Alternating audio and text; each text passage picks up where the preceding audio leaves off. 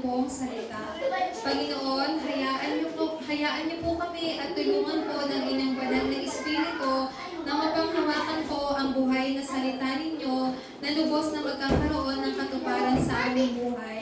Lord, at this time po, may we hear the message of only Christ and receive the answer of only Christ, Panginoon, sa aming buhay. So that makita po namin ang fulfillment po ng answer po or ng mensahe po na nito sa buhay po ng bawat isa.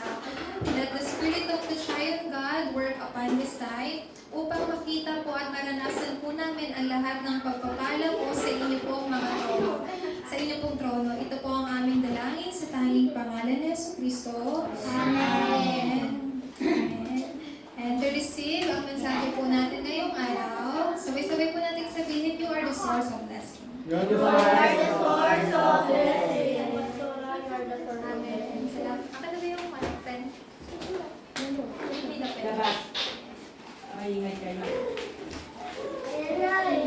Ayan po. So, para po sa mensahe po natin Maingay ngayon, kayo eh. para po sa mensahe po natin ngayon, ano po ba yung dapat po natin Lagay tanggapin? na kayo. So, ito po ay iminensahe ko po nung nakaraan pong Biyernes. Tama po ba? And we will go more in details po. How did Peter and John was able to enjoy this only Christ sa kanila po, and how they were able to relay this answer of only Christ po to the layman. So, para po sa mensahe po natin ngayon, kung chinek niyo po yung pamphlet niyo po today, ano daw po ang dapat na magkaroon po tayo? The assurance in the name of Jesus Christ. In the name of Jesus Christ. Bakit napaka-importante po ng bagay na to? Why having the assurance in the name of Jesus Christ is the most important thing po? Bakit po natin kailangan magkaroon ng katiyakan po sa pangalan po ni Jesus Cristo? We are God's children po. Tayo po ay tumanggap ng kaligtasan dahil po sa paniniwala na si Jesus ang Kristo. We had received salvation po because salvation is in Christ Jesus. Sa madaling pong salita, the eternal life is in Him. So we had read the Acts chapter 3 verse 1 to 10 where Peter met this layman. So ito pong layman po na to, he is not just bound by his own thoughts po. Pero he is also bound by his, physical disability. Kasi just according sa binasa po natin, mula ng kapanganakan po ng taong ito, siya na po ay lumpo. Hindi na po siya makalakad. So, itong taong to, he is not just bound by his own state, but he is bound by his own thoughts po. He is not bound by his own thoughts, pero ang pinakamalalang problema po, he doesn't know that he is also bound by a spiritual problem. So just by looking at the life of this layman po, tayo din po, how many times we are bound by our current situation? Ilang beses po ba tayo minsan natatali sa sitwasyon po natin? Just like this layman who were born as a slave nung siya po ay ipinanganak. He was really bound by his current situation. Pero tayo din po, if we check ourselves po, how many times I am bound by my own current situation? Pag sinabi po natin current situation, how many times we are bound by our reality? How many times we are bound by the facts na nakikita po natin? Pag sinabi po natin current situation, madalas po natin nakikita kung ano yung ating environment po. Madalas po natin nakikita yung sarili po nating katayuan. When we are bound by our own current situation po, ano pong mangyayari? Of course, worries will come naturally. Kung makikita niyo po kung ano yung nasa harapan ninyo, of course, kayo po ay panghihinaan po ng loob. But who are you? You are God's children. Rather than seeing your reality and facts, you have to open your spiritual eyes to see what is your your spiritual reality and your spiritual facts. What is your spiritual reality?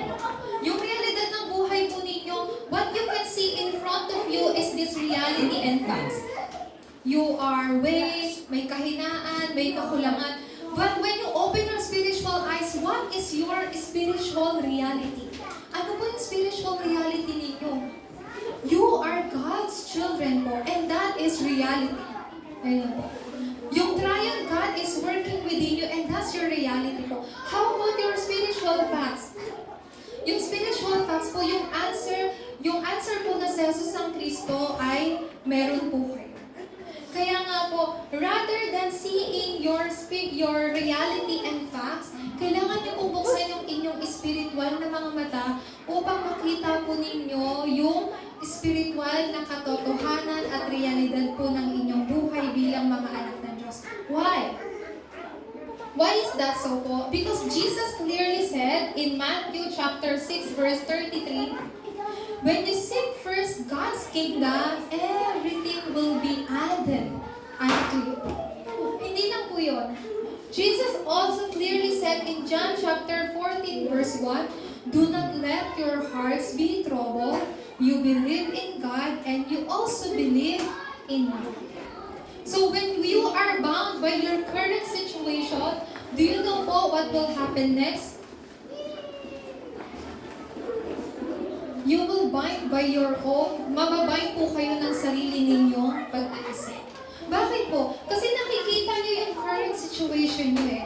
When you see your current situation, 100% po, kayo ay matatali po ng sarili ninyong pag-iisip po. When you are bound by your thoughts po, worries will naturally come. Yung pag-aalala po ay natural po na darating po. Pero alam niyo po, hindi lang po worries.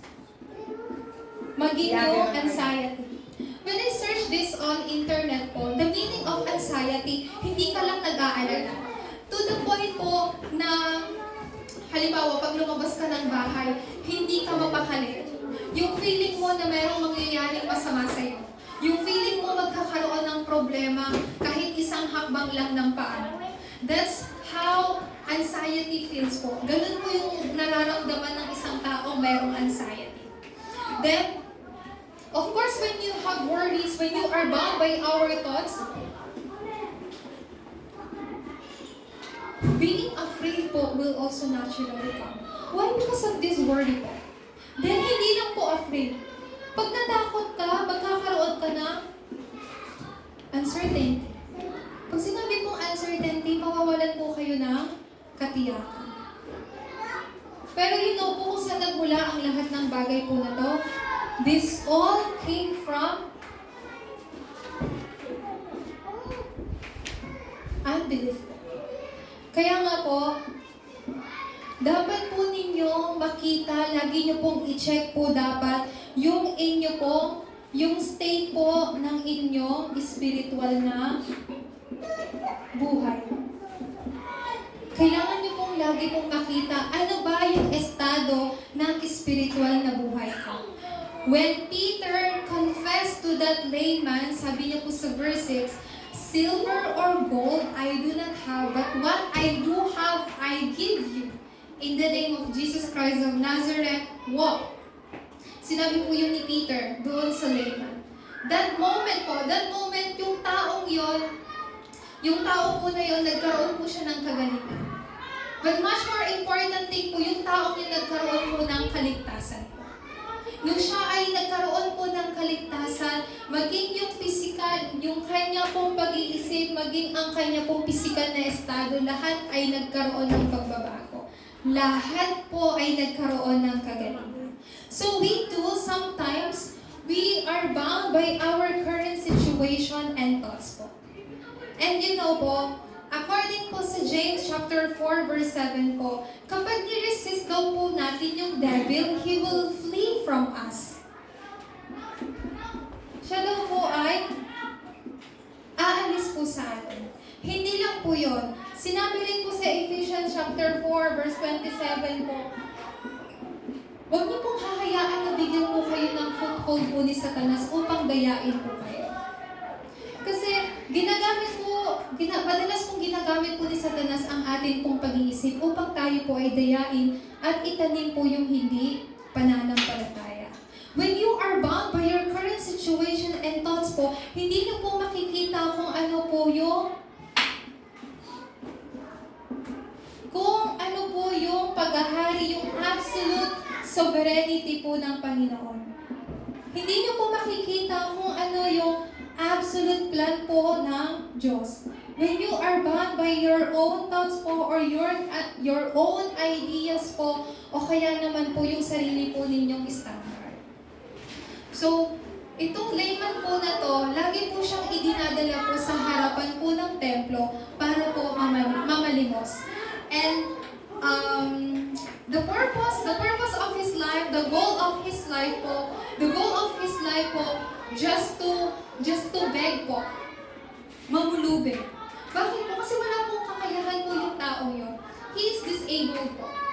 He wasn't able to, alam niyo po yun, na kumita po ng pera because of his age. And because of his current situation, he has no choice but to bound by his own thoughts po. Hanggang sa ako ay mamatay, ganito na lang ako. But you know po, because you are God's children po, you have to really carefully think about this po. When you are bound by your own current situation po, ano po mangyayari? Magkakaroon po kayo ng hindi pananampalataya. And then, this worry, anxiety, being afraid, and uncertainty po will naturally come. Therefore po, this is the reason why every day, every time, and in every affairs po, you and I must enjoy yung kasagutan ng tanging Kristo. Bakit po? Kasi hindi po natin alam kung kailan po tayo dadayain po ni Satanas. Hindi po natin alam kung kailan po dadayain ni Satanas yung thoughts po natin.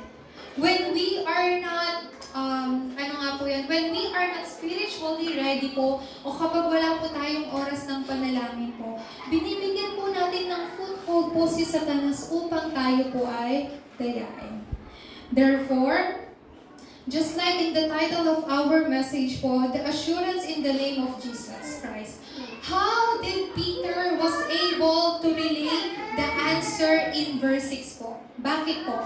Because Peter and John had the assurance in the name of Jesus Christ po. If they do not have the assurance in the name of Jesus Christ, do you think po, sa tingin niyo po ba makakapagbigay po sila ng kasagutan kay Jesucristo? Of course, hindi po. Kaya po, ano po yung dapat po ninyong maintindihan? Pinakauna, kailangan niyo po magkaroon po ng conviction. Sa simpleng salita po, kailangan niyo po magkaroon po ng katiyakan. Peter and John had this conviction po. Conviction ng kanila po pananampalataya. What is the conviction of their faith po? Wala akong pilak o ginto. Pero ang meron ako ay ang pangalan ni Jesucristo. So what kind of conviction you must have po? Una po sa lahat, you must have the conviction in one's identity. What is your identity po? We always tell you about this. Pero why do we have to remind you about your identity po? Bakit po? Not knowing your identity means you are letting Satan to deceive you. Yung hindi mo malaman yung katauhan po ninyo, hinahayaan niyo si Satanas na dayain po kayo. Why? Because Satan's purpose po, Satan's goal is to make you forget who you are. Di po ba? So, alam niyo po ba, si Jesus po ay sinubukan rin pong dayain si Satanas sinubukan niya rin pong dayain si Jesucristo. Di po ba? So, ang una niya pong panalaya po kay Jesucristo, kung ikaw talaga ay anak ng Diyos, bakit hindi mo inaglag yung sarili mo sa pinakamataas na bundok? Kasi ikaw naman ay sasaluhin ng Diyos. Sinabi rin po ni Satanas, di ba anak ka ng Diyos? Bakit hindi mo gawing tinapay itong bato? Pero alam niyo po yung pinakalas na sinabi po na, dinala niya sa sasabihin na katuktok po. Pinakita ni Satanas sa kanya yung lahat ng karangyaan sa mundo. Ano pong sinabi po ni Satanas? Sinabi niya, nakikita mo yan, mga bagay na yan, yung karangyaan na yan. Sumamba ka lang sa akin at ibibigay ko yan sa iyo. You know po, kapag hindi po natin alam yung ating katauhan, we are letting Satan to deceive us po. Pero ano pong sinabi po ni Jesucristo? No! Bakit ako sasamba sa iyo? Anong sinabi po niya nung narinig yun ni Satanas? Lumayo ka sa akin, Satanas. Dahil isa lang ang dapat kong sambahin, yun ay ang Diyos na aking Ama. So, ano po yung nais ko pong sabihin po sa inyo? We are always reminding you about your identity po. But this is something na kailangan niyo pong lagi pong tandaan. Sino po ba kayo? Yes, you are children of God po. Being God's children, you must know who is your Father po. In 2 Corinthians chapter 6, verse 16, ano pong nakasaad po dyan? Sinabi po ng Diyos na, I will be their God and they will be my people. Because you are God's children po, you must know who is your Father. Di po ba? Hindi naman po pwedeng anak kayo ng Diyos tapos hindi nyo alam kung sino yung ama nyo. We are children of God. Sometimes po, we are children of God pero we bow down to idols. That's something na hindi po nais po ng Diyos. You are God's children, so you must know who is your Father po. So God clearly says here, I will be their God and they will be my people. Ano pong ibig sabihin niya?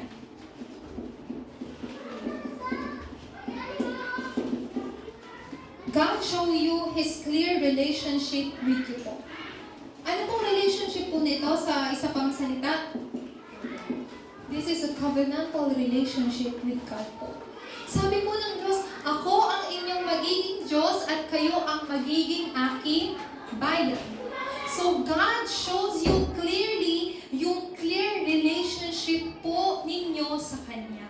If you are God's children po, ang mga anak ng Diyos po, dapat hindi po nagsasamba sa Diyos-Diyos lang. Kasi nga po, ang tawag sa atin, anak ng Diyos. Hindi lang po yun. He also clearly said us po in Matthew chapter 20, verse 20 po, sinabi po dito ni Jesucristo. Sabi po ni Jesucristo, and surely I am with you always to the very end of the age. Sino daw pong nagsabi po nito? Si Jesucristo po. Sabi niya, makakasama mo ako hanggang sa katapusan ng daigdig. I will be with you to the very end of the age po. With you. Pangatlo po, sinabi rin po sa John chapter 14, verse 16, bago po umakyat sa Jesucristo sa langit, sinabi po niya, another advocate, I will send you another advocate to help you and be with you forever. Ano daw po? With you forever. Dito po, with you to the very end of the age po. Ito pong pangatlo po na ito. Ito pong pangatlo po na to. What is this po? These are the triune God po. And yung identity po ninyo, your identity is where the triune God lives within you. Is where the triune God works with you po. Ito po yung identity po ninyo. So, hindi lang po yan. Pangalawa po, conviction in one's authority. Bago po tayo mag-continue po sa authority, you must clearly understand your identity po. Where this triune God is with you. God clearly told you po His relationship with you. And si Jesus po, sinabi niya na I will be with you to the end of the age po. The Holy Spirit, whom was Jesus sent po, sinend niya po ito as your another advocate po to help you and be with you forever po. Kahit po sa Kristo sa umakit na po sa langit, nagpadala po siya ng banal na espiritu na siyang makakasama po ninyo walang hanggan. So, first, you must have the conviction of your identity. And pangalawa naman po is ito po, authority. Makikita niyo po itong identity po na yan in verse 4. Sa Acts chapter 3, verse 4 po. Ano pong sinabi po dyan ni Peter? Sabi po ni Peter, Peter looked straight at him as did John. Then Peter said, look at us. Sabi po ni Peter, look at us. Kanina niya po sinabi sa layman. Bakit niya po sinabi dun sa layman na tumingin kayo sa akin? Kasi merong ibibigay po si Peter na something sa kanya, bilang o ginto. No. When Peter said, look at us, he is clearly telling to that layman yung kanyang identity. Kasi alam niyo po yun, kung wala pong assurance si Peter sa kanya pong katauhan, sa kanya pong identity, hindi niya po masasabi dun sa layman na tumingin ka sa akin. Hindi niya po maibibigay yung kasagutan ng tanging Kristo doon sa lumpong lalaki po. Pero Peter, as Saint John po, they had this clear conviction po of their identity po. That's why Peter was able to say, look at us. Look at us kasi meron kaming ibibigay sa'yo na mas higit pa sa pila ko at ginto. Di po ba? Kayo din po. You must have this clear conviction po of your identity. When you have this clear conviction of your identity, alam niyo pong pangalawang darating po, clear conviction po ng inyong pong authority. In verse 6. Ito na po, Peter used his authority po. Ano pong sinabi niya sa layman? While looking at him, he told to this layman, in the name of Jesus Christ of Nazareth, walk. That is authority po. What is the authority? Using the name of Jesus Christ po. That is your authority po. And Peter, he is very clear of that conviction po ng kanyang authority. Kaya he was able to use yung authority niya para ibigay yung pangalan ni Jesucristo sa layman po na yun. Ganun din po kayo. You must have the clear conviction of your identity para meron din po kayong clear conviction ng inyo pong authority. Yung magamit yung pangalan po ni Jesucristo. In Matthew chapter 28 verse 18, ano pong nakasaad po dyan? Sinabi po ni Jesucristo, nung siya po ay muling nabuhay. Sinabi niya po sa kanyang disipulo, all authority in heavens and on earth has been given to me. Ano daw pong ibinigay kay Jesucristo? Lahat ng kapangyarihan sa langit at sa lupa ay ibinigay niya. It shows yung kapangyarihan sa pangalan ni Jesucristo. Pangalawa po, sa Philippians chapter 2, 9 hanggang 11 po. Ano pong nakasaad po dyan? Every knees bow down in the name of Jesus Christ. Lahat daw po ng nilikha dito sa mundo ay yumuyuko sa pangalan ni Jesucristo. Everything po. Meaning to say po, there is power in the name of Jesus Christ po. Everything. Do not forget po, lahat po ng bagay ay yumuyuko sa pangalan po ni Jesucristo. Pangatlo po, sa Marcos chapter 3 verse 13 hanggang 15, when Jesus called his disciple po, he called them to be with them po. To send them out to the field and to give them authority to drive out demons po. Ano pong ibig sabihin po yan? Authority. What kind of authority did Jesus gave us po? Authority po sa kapangyarihan sa kanyang pangalan. Kapangyarihan po sa pangalan ni Jesucristo. Ito po yung authority na ibinigay niyo sa akin. At bilang karagdagan po, in the name of Jesus Christ po, lahat ng kapangyarihan ng kadiliman ay nawawasak. Lahat ng karamdaman po ay napapagaling. Amen po ba? Lahat ng problema po ay nasusolusyonan sa tanging pangalan po ni Jesucristo. Pangalawa po. Pangalawang conviction po na kailangan niyo pong magkaroon is conviction in answered prayer.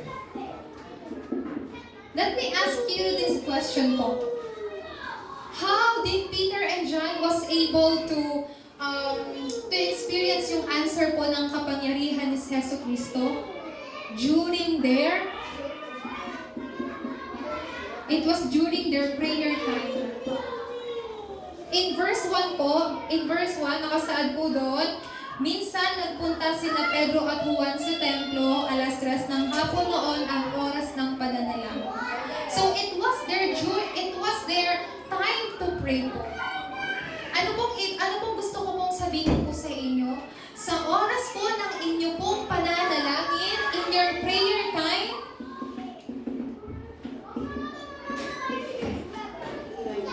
try and God works. In your prayer time po, God mobilized His angels po. In your prayer time po,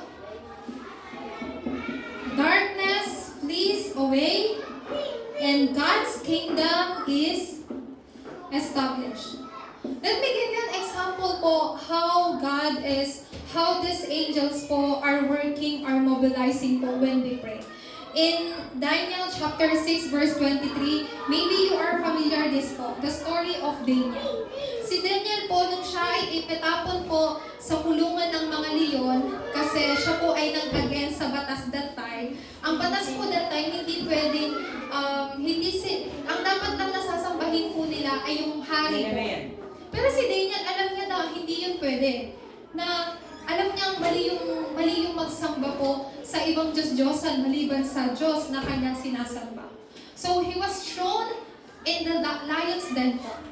Pero the next morning, yung hari tinanong siya, Daniel, okay ka lang ba? Yung Diyos ba na sinasamba mo was able to save you? Ano pong sinabi ni Daniel? Oh, yes, Lord.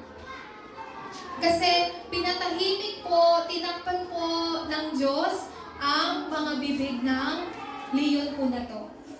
Because the angels of the Lord po shut down the mouth of this lion po. So they were not able to hurt him.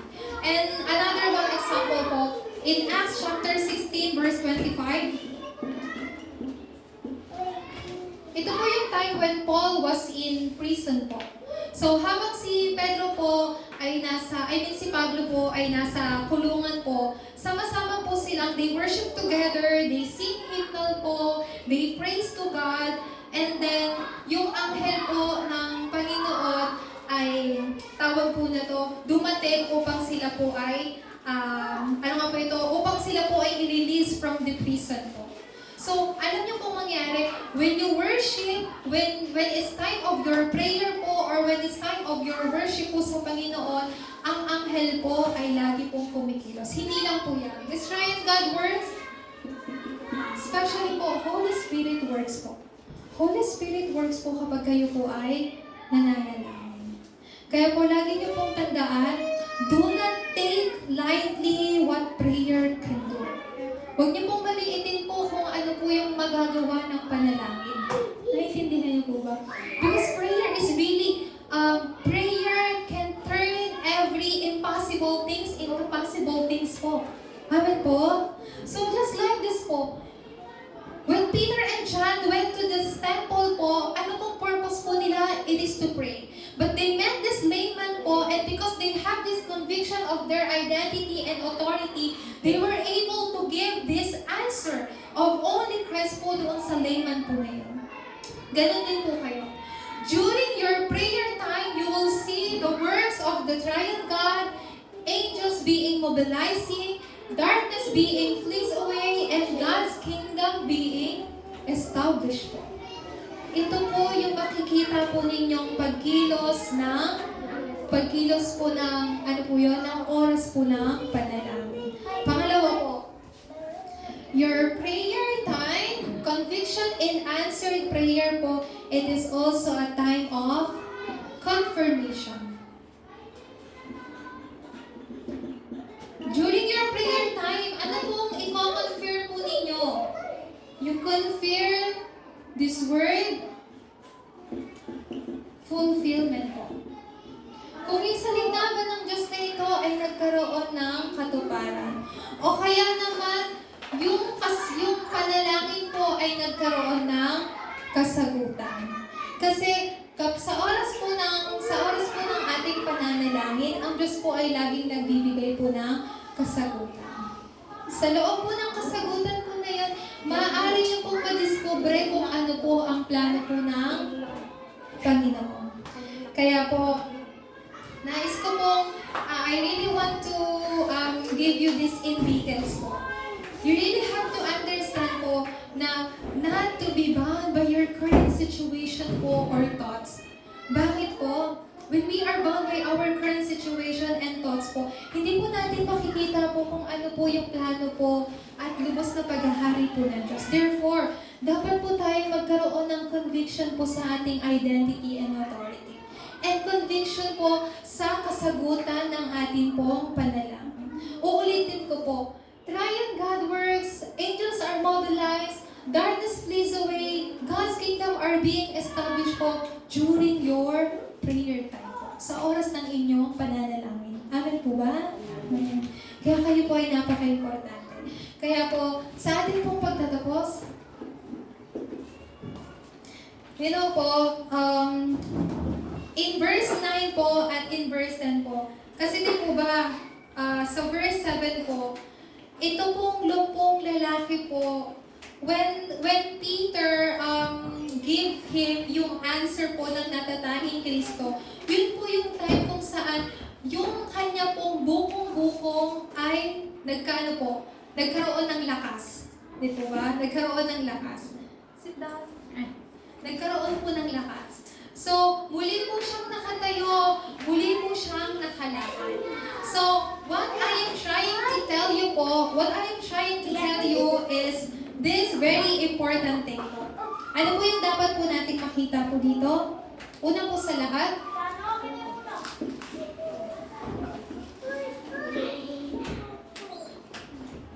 kung gaano po napaka-importante yung oras po ng ating pagsamba. So, maraming beses ko po itong sinasabi, pero ang pagsamba po ay dapat na maging sentro po ng ating buhay. So, in verse, babasahin ko na lamang po dito.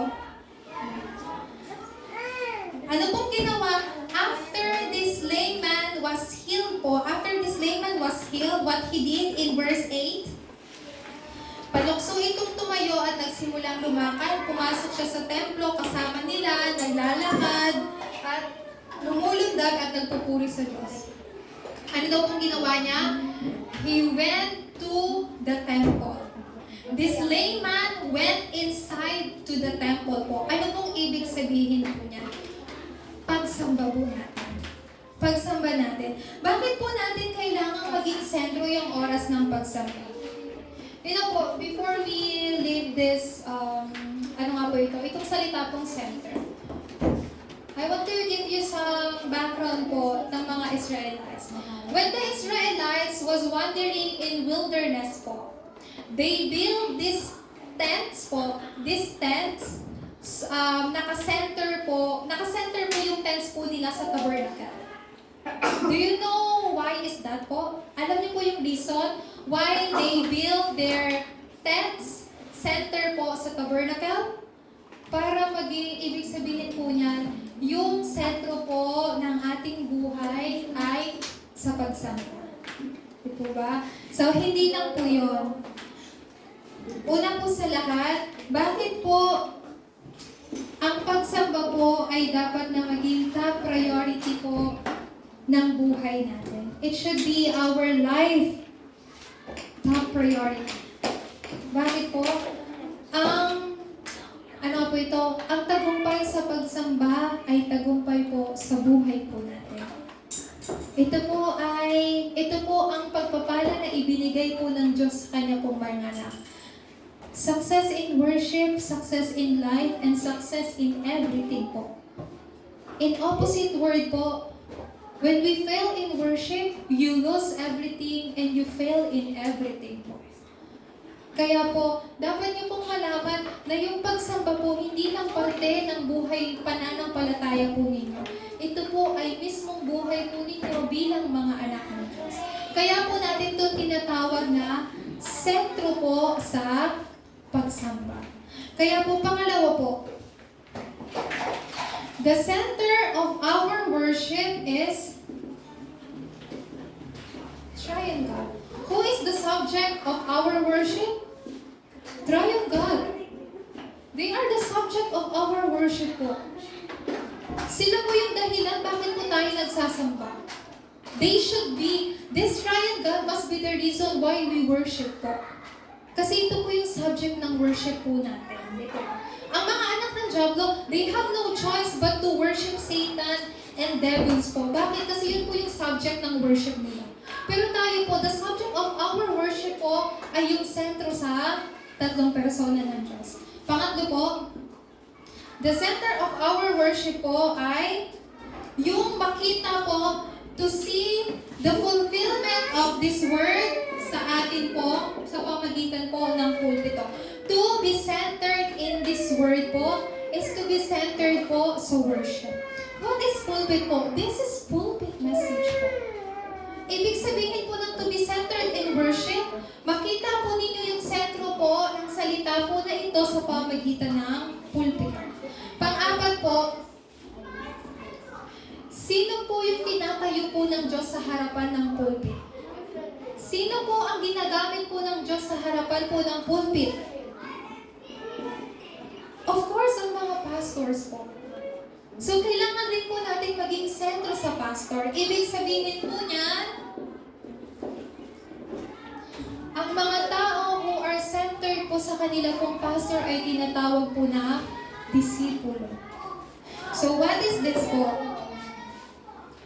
Let me tell you once again po. When this lame man was healed, what he did first thing po is he went to the temple, jumping, praising to God po. That should be the life of our worship po. Huwag niyo pong kakalimutan, that should be the life of my worship. Yung life ng worship ko is to also makareceive ng salita ng Diyos, to be healed through this Word of God, at tumanggap rin ng kasagutan. So, ano pong ibig sabihin nito?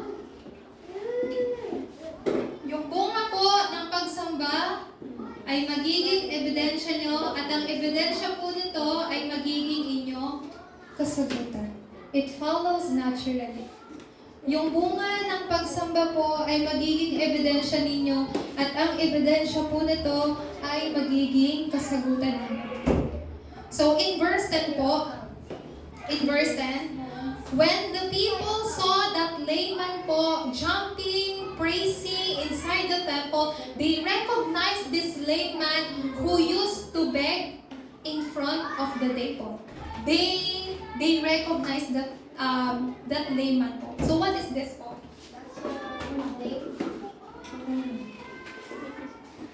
He became a witness. Why? Because those people recognize him. Was he the lame man who used to beg in front of the temple? Hindi ba siya yung namumulubi sa harapan ng templo? Diba? Pero bakit siya nakakatalo na why he was able to walk, why he was able to jump around? Bakit po? So, ano pong nakasaad po sa last verse ng verse 10? They were filled with wonder and amazement at what had happened to them. Likewise po, all our adults member who is here po right now, yung life po ninyo is yung magiging buhay po ng isang saksi. To the point po, na people will become wondered, what kind of answer you possess po. Just like the layman who was able to enjoy itong kasagutan po niya and people around him po, nakita po yun, ganun din po kayo. You will stand as a witness po where people recognize you as Christ witnesses po, as Christ follower, kasi meron po kayo kasagutan ng tanging Kristo. At ito po yung mensahe po natin ngayon para sa buong linggo po na to. We must really have the assurance in the name of Jesus Christ po. Katulad po nila Pedro at Juan po. So dinadalangin ko po na magkaroon din po tayo ng katiyakan sa tanging pangalan po ni Hesus Kristo. Where everything is fulfilled po, where everything is working po. Amen po ba? Amen. Tayo po ay manalangin. Let us all pray po. Our dear Heavenly Father God, maraming salamat po sa kasagutan ng salita po na ito. Lord, throughout this week po, may we able to have this assurance in the name of Jesus Christ po, whereas we can have this conviction po, the true conviction, the clear conviction po of our identity and authority po, as well as the conviction in answered of prayer. Lord, throughout this week po, naway bigyan niyo po kami ng kalakasan upang lubos na maunawaan po na ang sentro po ng buhay po namin ay dapat lamang po ang pagsamba. Ito po ang aming dalangin sa tanging pangalan ni Hesus Kristo. Amen. Amen. Ngayon po, para po sa ating pagtatapos po, let us all sing Jesus is the Christ po.